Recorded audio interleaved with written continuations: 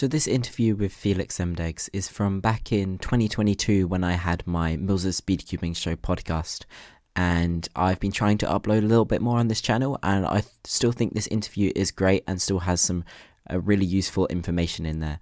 So here it is re-uploaded on YouTube. If you've already listened to my podcast, then you've already listened to this. But yeah, enjoy. I thought it would be a good idea to get one of the most experienced speedcubers of all time to talk about how he prepared for big competitions, and maybe we'll learn a thing or two. How are you doing, Feliks? Doing well, Chris. Thanks for having me. How are you going? Yeah, not too bad. What's life looking for you at the moment with speedcubing and just normal stuff in general? Life's looking good, looking pretty busy. I went to the US, would have been a couple of months ago, visit Max and his family, and that was a lot of fun. Been pretty busy with work and stuff as well. Doing a bunch of new things, changed teams at the place that I work for, and actually I'm going on a work trip to America next week, which will be really, really fun. So it's the first few trips, I guess, which aren't cubing related for a very long time. So that's been very fun. So that's obviously meant, a bit less cubing practice, but that's probably easy to infer from my results, from my results this year. So yeah, as I said, the main information I want to get out of you in this podcast is how you sort of prepared for these big competitions and what did you put in to get the results you achieved like a good few years ago when you were at your peak. So when was like your first main competition where you felt like the pressure building up to it? Was it Worlds 2011? Probably Worlds 2011. I think up to that point, I mean, my first ever comp was the one in New Zealand, actually. And yeah. I was a little bit nervous just because it was my first ever competition. But I think I never really got nervous at a competition until I kind of had a chance of losing. And so before Worlds 2011, there was the Asian Championship 2010, which I went to, which was also in Thailand.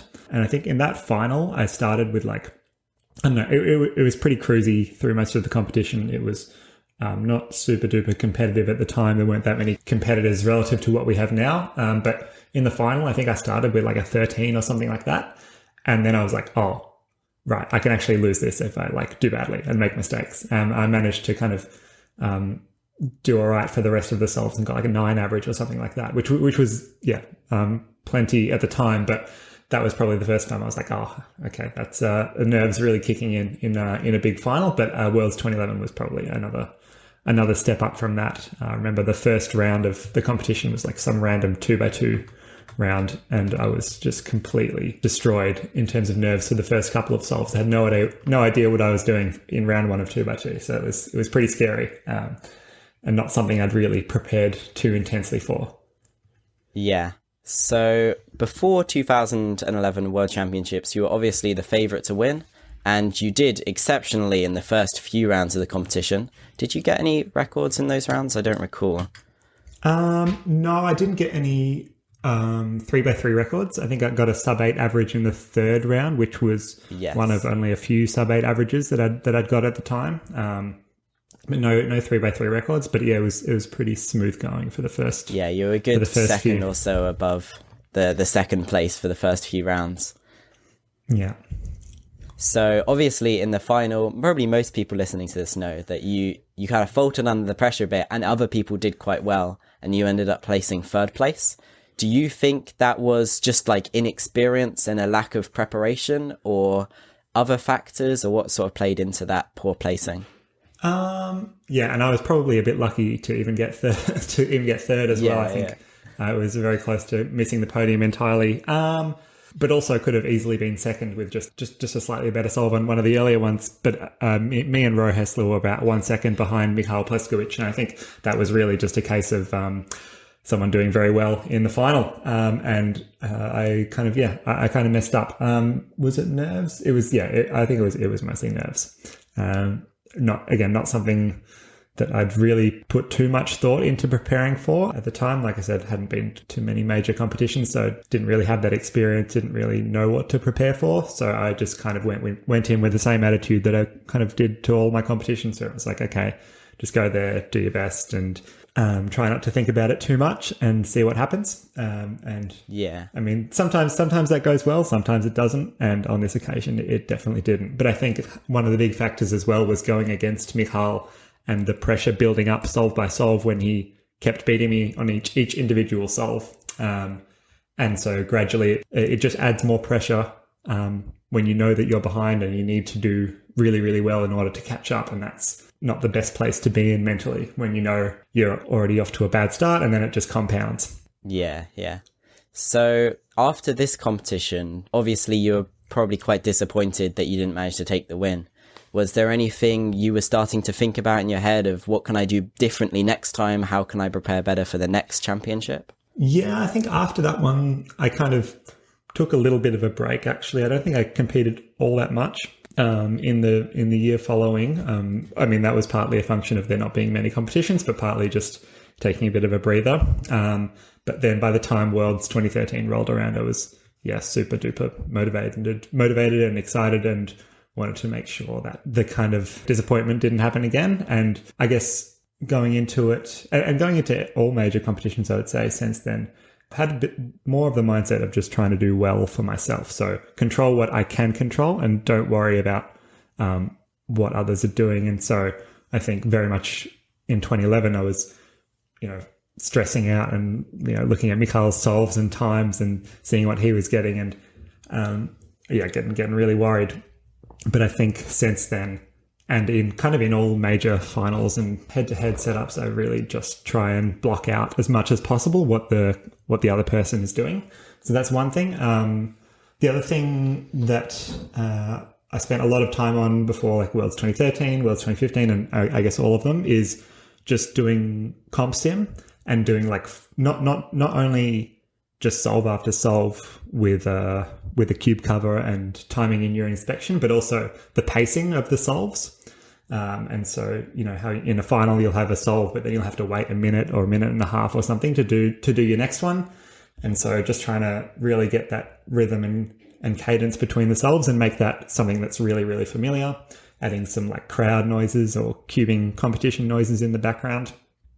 Really trying to replicate a finals environment and situation as much as possible, but it'll never be close to what you experience, and it'll always go differently. But you kind of just do as much as you can. I think in experience, it's hard. I think it's really variable. Like some people actually, you would have seen like with Sean Villanueva. I mean, it was Mikhail's first World Championship in 2011. It was Max's first World Champion. Oh no, he went to Worlds 2013. But it was his first big Worlds final in 2017. I think experience can help sometimes, but also I think I find that as people get older, sometimes they kind of tend to overthink things a little bit more and not as good at dealing with nerves, because they're kind of thinking through all the possibilities, and I think maybe when I was a little bit younger, it was easy to just not think and just solve, actually. So it varies a lot person to person, honestly, and it can be pretty random as well. Yeah, well, that was really interesting. It's cool to know that you, when you're doing these comp sims, you are staggering the solve, because I feel like a lot of people, when they're practicing at home trying to simulate the competition environment, they kind of forget about that. And I feel like that's one of the reasons they then go into a competition and don't do as well, because they're just used to just spamming lots of solves one after another. And when you throw a break in there, it gives them a chance to think, and then they overthink and overstress and all of that. Yeah. So yeah, it's a really good idea to stagger your solves at home when you're practicing. I remember before Worlds 2015, there was a competition in Peru, one of the warm-up competitions, and I was just like testing stuff out, because actually the very first one I got completely destroyed by Mats in the final. I was super nervous. So there was a second warm-up competition before Worlds, and I did this thing where I went to the finals and I brought my own stack mat or something next to the timer, and in between my official solves I would just like keep doing solves as if I was just doing a practice session at home. It was kind of annoying and probably really annoying for the crowd, and then I would take like 30 seconds to a minute to actually finish up my practice solve and then do the official solve. But it kind of worked, and it was kind of interesting, but I didn't actually follow through doing it in Worlds. But I think testing stuff is also fun sometimes and can be helpful. Yeah, kind of having these couple of competitions before the big one to really think about what you're going to change for the whole different atmosphere with the big venue, the big crowds is definitely a good idea. Yeah, again, it's an interesting one. It would make sense to me that, having some warm-up competitions before the World Championships or before a Continental Championships would help. But then on the other hand, you see, sometimes it doesn't make a difference at all. And yeah, like I said, it can be pretty random. Yeah, and sometimes people will try too hard to win these warm-up competitions and then be burnt out by the time it actually gets to the main one if they're doing too many in a row. I found that myself before Worlds 2019. Obviously, I wasn't competitive. I wasn't going to win anything, but I still wanted to do as well as I could. But I had a comp the weekend prior and weekend prior to that on the opposite sides of the world. So by the time it came to Melbourne, I was exhausted and couldn't really do anything. Yeah, and I mean, even warm-up Sydney 2-day competition, it was pretty mentally exhausting and draining, and so yeah, that does take it out of you. So in addition to, I guess, the travel component as well. So it's not necessarily, super good. I think if I could choose between having a comp and not having a comp before a big one, obviously I'd prefer to have a comp, but I don't think it's a huge advantage. So, obviously, Worlds 2013, that was your first World Championship win. You only just got that, eh? Mats Volk got like a +2, which kind of threw a spanner in the works for him, but it was quite close final, eh? Yeah, that was, I mean, I'm trying to think through other 3x3 finals and particularly head-to-head battles, and that was, I don't know, that's probably still, for me, the most exciting one to go back and watch, maybe out of any that I've seen. I'm trying to think. I've definitely watched that a few times. Yeah, because I guess these days as well, because the field is so close and so competitive, maybe what you tend to see, whether it's a US Nationals or a Worlds, is that the person who ultimately ends up winning might actually go, seed 5 or seed 6 or something like that. And you don't really know if what they're about to do is for the win.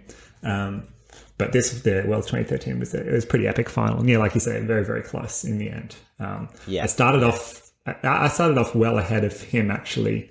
And then he just went 7-7 and then 7+2. So kind of, steamed home at the end, but I was fortunate enough to, escape with the win there. But who knows? Could have been easily a different story. Yeah. And I think I say this here and there, but I was more nervous probably going into that one than I was going into 2011, because I think going into the 2011 final, it wasn't until the first couple of solves were done that my turning and my solving really, really went terrible. I think from memory, I think the first one was kind of okay, but then it just degraded. Whereas Worlds 2013, I was just nervous from the start. I guess in 2011, you kind of just expected to win until those first two solves in the finals had finished. But then in 2013, it was a lot closer between you and Mats. Yeah, I think that's probably about fair. But I'd prepared a lot more for Worlds 2013. Kind of knew that it would be close. Knew that the situation would likely be like this, and so it's not like it was a surprise going up there and being pretty nervous. Yeah. So that was 2013. That was in Las Vegas, for those who don't know. But the World Championships after that was obviously 2 years later in Brazil. So there was quite a few people who didn't go to that one, eh? Yeah, definitely. I think at the time, probably the fastest 3x3ers, and I'm probably misremembering, might have forgotten someone, were Alex Lau, but I think he had probably maybe quit by then or had not been. No, I think that was around his peak, but yeah. Because he won Euros 2014, but I'm not sure, can't remember exactly what happened after that. Well, I remember his last national record was in April 2015, so. Okay, there you go. But yeah, I mean, he didn't seem like a person to travel anywhere internationally for a competition. Who else do we have? The Via twins were pretty good. And then there was Lucas Edo and Drew Brads were probably the other two back at the time who, traveling to Brazil is probably pretty hard to convince your parents to travel across the other side of the world when you're, 15, 16 years old. So it's, not cheap and not easy. So the field was, definitely a bit easier, but still there were a bunch of fast people there. Obviously Matt's included, so it was still kind of just me and him being, I guess, the top two, the most competitive, and so it was going to be tricky. Yeah. Yeah, it was quite an interesting final because you had a 5 in there, which was an amazing solve. Was that one where you did a Soon J-Perm instead of a Niklas? Or was that previous one? that was when the world record single was 525, and this was a 569, I think it was. Yeah, but it was a Soon J-Perm instead of Niklas. Getting a WR single in Worlds final would have been pretty epic, but sadly, I think that was probably the one time it could have happened. Maybe it's Mintai, but since then, that was a nice one. That was a nice one. Yes, it was a very satisfying solve to watch. And then you had you +2 to 6 in that final as well, right? Yeah. So for that final, because I kind of started well, I was kind of. I mean, you always keep tabs on what the other person's doing, because I started well, and because I was fairly sure that no one, before me would have done, anything close to sub 8. I was kind of keeping tabs on Mats, and he wasn't doing particularly well. So kind of by the third or fourth solve, I was like, all right, I can kind of pretty much safety this finish. It was quite a nice situation to be in. But yeah, then I had the fourth solve, which was a +2, which actually opened the door for Mats to win on the last solve, if he did his best and I did my worst. And so that was quite a terrifying moment, to be basically on the verge of winning, and then realizing that, oh crap, he could win this if he does something good. And then probably if he did a good solve on his last one, I would have really, really felt the pressure, and it would have been close on the fifth solve. So it wasn't quite as convincing a victory as what it would look like on the scorecard. It was kind of still open to the last solve, I think, from memory. But luckily, I didn't get the reverse done to me after 2013 of having a +2 cost victory. It was just a +2, and it was my worst solve. Or maybe it was my worst. I don't know. Can't remember. Yes, it was. Yeah. Okay. Yeah. So that was your second World Championship win, and you were the first person to do that, eh? 2 World Championships. First so far. Let's see. So first, the only one so far, but that may change if we actually get another World Championship. Yeah, exactly. But I would say for that one, and 2017, and probably also 2019, the finals, I think all 3 of those finals, I have not been particularly nervous, actually. Much less nervous than 2011 and 2013. I think for whatever reason, I don't exactly know why, but I think I've been equally as nervous in 2015, 2017, and 2019 finals, which was not particularly nervous. It was more actually mistakes, like solving mistakes, rather than poor execution or kind of getting worried during a solve. I would say was how those ones went. So I don't really know how to put my finger on it, but that's kind of how I would sum it up. Yeah. So obviously 2017, it was looking like the battle was going to be a lot closer between multiple people that year. With Max Park, he had a world record earlier that year, which you swiftly took back, but he did get one. With the Vyers still kicking, Shunghuk Nam was looking really impressive up until that, and obviously he did well in the finals too, and Lucas Etter. So this was kind of the first World Championship where it was more than just a head-to-head, one-on-one final for the win. How do you think that played into your mindset going into the final? I think that was 2017 was definitely the year, like you say, at which cubing became around then, cubing became much more even and much more competitive at the top. And it, like you say, got to the point where if you got to a final, kind of anyone can win on their day, or any one of the top, 7 or 8 people could win if they do well, which was certainly not the case before then. There was, fairly meaningful gap. And so I don't know that it changed my approach all that much, to be honest. I really don't think it did. It was just something I had to kind of recognize. Yeah. But even for the 2013 and 2015 championships, because I was only going for the win. Not second place would have kind of been disappointment. I think because I still had to beat Mats. I still had to do well. And so there was never a mindset of, oh, even if I do okay, I'll still win. So the mindset of, you have to do well still applied equally in 2013, 2015 and 2017. So there's no cruising. Yeah. I guess it's a bit different actually being in the head-to-head final, because before you kind of knew what the person you were up against was getting because they were right next to you doing their solves. But this year, since there was people who had solved before or were solving after, I can't remember what order you guys were in. Yeah. But that's a good point. It's a bit different because you don't actually know what you need to get going into later solves. Exactly. That always puts a different spin on things and adds a bit of strategy as well, because like you say, even if the top two seeds and you've gone really well, you have no idea what you need in order to win. And so it could be the case that if you just safety your last solve, that'll get you a win. Or it could be you need to go really, really fast and get you when you don't really know. So you can't really do much strategy there. Although some people would say, like, don't overthink it. Don't bother with the strategy. Just kind of solve as fast as you can and always be safe. But I think when you do have like that bit of buffer, I think it does help as well. I think 2017, actually, the back room was very, very close to the stage. So me and Bill, we knew what Max had got when we were walking out. Okay. So we knew it was like 6.8.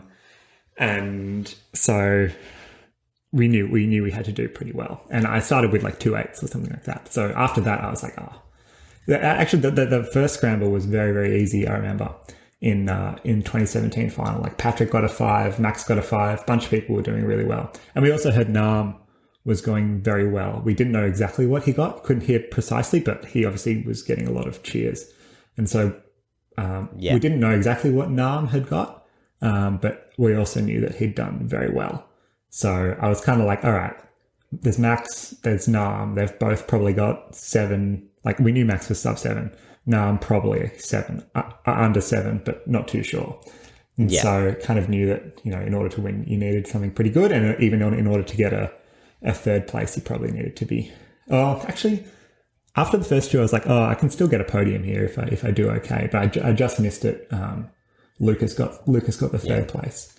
But yeah, going out with that mindset of, I need to get under 7 seconds. Maybe it changes your approach a little bit in that I think I went probably a bit too aggressive on the first solve, maybe. I messed up my inspection. Yeah. But I mean, those things happen all the time. It's kind of hard to say whether that would or would not have happened in various circumstances, but it probably does, make you want to be a little bit more aggressive and take a few more risks early on, because if you do that and it pays off, then that'll be great.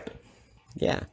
So that was 2017. You ended up with 4th place, which was, I think it was like your first time you hadn't been on a 3x3 podium ever. Is that right? I think so. Yeah. Yeah. Which is, it's crazy that you went from 2010 or 2009 all the way to 2017 with never not being on a podium. It kind of shows how dominant you were throughout those years. Yeah, I was very annoyed that I didn't get the 3rd place, actually, because I thought, like, after I finished my average, I was like, oh, thank God, like that should be good enough for 3rd. It's like a very low, it's like a low 7. Didn't seem like anyone else did that. And then I found out, and I was like, I was even more annoyed. Yeah. Well, so that's 2017. Also, you did 2019, but I'm not going to go into that because that's already pretty well documented. Yeah. With the Speedcubers documentary and all that. That was a really epic final. And I was actually pretty happy with my performance in that one, to be honest. Still getting sub 7 average in the final is pretty impressive. So if you want to know more about that, watch the Speedcubers documentary. It's amazing. Everybody loves it. So that's basically it for kind of knowing your story. I've got just a few quick questions about how people can learn from you and what you would give advice to newer cubers. So what advice would you give our top current Speedcubers who have yet to experience the big pressure of a big competition? Comp sims go a long way. Just in the first instance, just recognizing and knowing that you're going into an environment that you haven't experienced before, rather than expecting it to be the same as a local competition or something like that. And just being prepared mentally that, okay, you will feel differently, you will feel nervous. I think if you can take kind of that element of surprise out, that will help. But yeah, doing comp sims, doing like, maybe just put on like a head-to-head finals video and just do your solves in line with one of the competitors, and kind of put headphones on and listen to exactly how it'll sound and try and replicate the environment as much as possible. I mean, it can be hard, but like, try and sleep well, eat healthily, that sort of thing. Just anything you can do to, at the margin, improve your confidence and improve how you'll feel on the day. And then I think, again, everyone has their individual ways of dealing with pressure, and what works for some people won't work for others. And some people can, I would say, really, really overthink it sometimes and get in their head. But I think in general, kind of having a routine is good. And so having a bit of a routine or procedure before a solve, and it can be as simple as, I think when I was really focusing on the big competitions, I would have something pretty simple where I'd do some PLLs, kind of wipe my hands on my legs, and then take a deep breath and then go. But it can be simple or complicated, and kind of just see what works for you. The other thing that's very important and much easier said than done is being able to put bad solves behind you, and bad rounds behind you. I think a lot of the time, especially for me, when I go to competitions, if I have a bad round 1 or bad round 2 or something like that, I'll actually not do particularly well in 3x3 for the rest of the day. And conversely, when I do well in the early rounds of a 3x3 competition, of 3x3 in a competition, I'll actually do well for the rest of the tournament. And I think that's kind of something I still struggle with a little bit, is when I've solved badly in earlier in the day, just trying to be able to recover and put that behind me, and not worry about how my cube was feeling, or how I locked up, or how I made mistakes in inspection, and just kind of ignore that and focus on what's coming up rather than what's already been done. And so that's maybe a bit easier between rounds, but within a round as well, very, very important. And so just only focus on the next solve. Don't think about your average too much and how it's going. Much easier said than done. But if you can just do that a little bit, it'll help. Yeah, good advice nonetheless. Well, yeah, that's about it. I'm going to let you go. Thank you so much for talking to me. I've learned a lot, and I'm sure the listeners have. It's always great chatting to you and learning from your wisdom. I wish you luck in your future competitions. I will probably see you at Oceanic Championships if all goes to plan. But yeah, thank you for coming on. No worries, Chris. Thanks very much for having me. And hope to see you there.